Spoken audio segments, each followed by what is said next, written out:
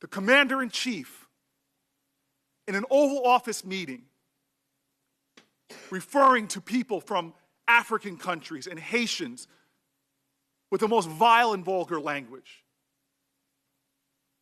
The language festers. When ignorance and bigotry is allied with power, it is a dangerous force in our country.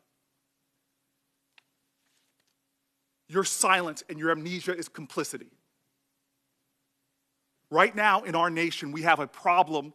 I don't know if 73% of your time is spent on white supremacist hate groups. I don't know if 73% of your time is spent concerned about the people in fear in communities in this country, Sikh Americans, Muslim Americans, Black Americans. The fact pattern is clear of the threats in this country. I hurt.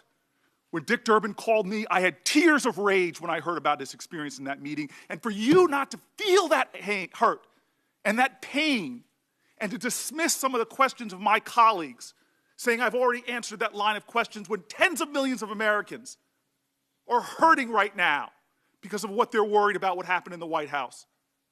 That's unacceptable to me. There are threats in this country. People plotting. I receive enough death threats to know the reality.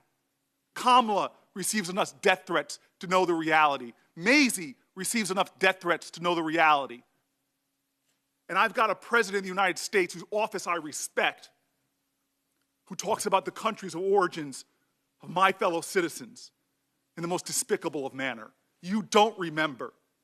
You can't remember the words of your commander-in-chief. I find that unacceptable.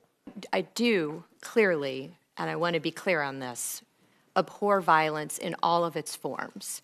We went from having conversations between Senator Durbin, which I believe every word, and the president that was very hopeful, and by the time we got there, something had happened. So Tuesday we had a president that I was proud to golf with, call my friend, who understood immigration had to be bipartisan.